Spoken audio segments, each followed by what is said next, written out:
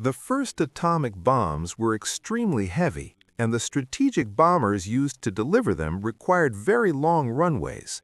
These airfields were vulnerable and could be easily destroyed by a first strike.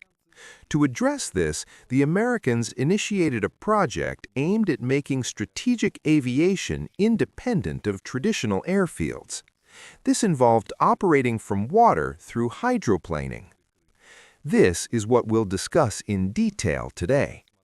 Despite the program's large scale, which even included the development and testing of a system to refuel the seaplane from a submerged tanker, there was widespread skepticism about using supersonic aircraft on aircraft carriers. All carrier-based aircraft of that era were subsonic, and the long takeoff and landing rolls, along with high approach speeds, presented major problems. A seaplane fighter intended to solve several of these issues. The Sea Dart began as Convair's entry into a 1948 U.S. Navy competition for a supersonic interceptor.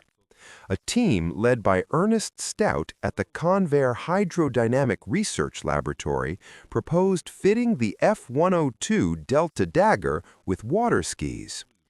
The project was approved, and the construction of 2 prototypes was ordered by the end of 1951. Even before the first prototype flew, an order of 12 aircraft was placed.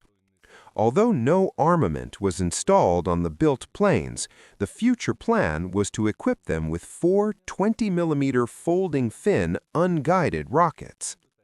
4 from this order were redesignated as service test vehicles, and soon 8 more production aircraft were ordered. The prototype featured a delta wing, a watertight hull, and hydro skis for takeoff and landing on the water surface.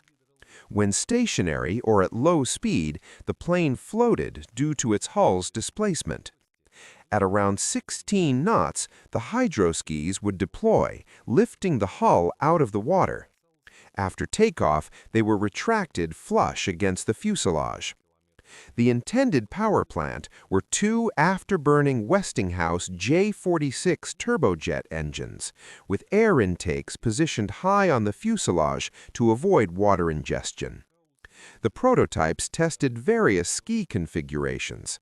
The first aircraft used a single ski, which proved to be the most successful design, while the second prototype used 2.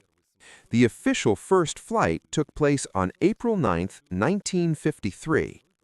The underpowered engines made the fighter sluggish, and the hydro skis were less successful than hoped, creating severe vibration during takeoff and landing, despite a damping system. The second aircraft, equipped with J46 engines, also showed unsatisfactory performance, only marginally exceeding the speed of sound in a shallow dive. During testing on November 4, 1954, a disaster occurred. The prototype, with bureau number 135762, broke apart in flight over San Diego Bay, killing test pilot Charles Richburg. The cause was determined to be an exceedance of the aircraft's design load limits. Even before the test cycle was complete, the Navy lost interest in such an exotic design. The problems of operating supersonic aircraft from aircraft carriers were being solved through other means. Furthermore, with thermonuclear bombs now weighing less than 2.5 tons, alternative delivery methods became viable, such as launching ballistic missiles from submerged submarines. Consequently, the production order was canceled and the program was shut down. Interestingly, in the 1950s, the U.S. Navy considered a project for a submarine aircraft carrier capable of carrying 3 such planes, but nothing ever came of it. If you enjoyed the video, don't forget to give it a like.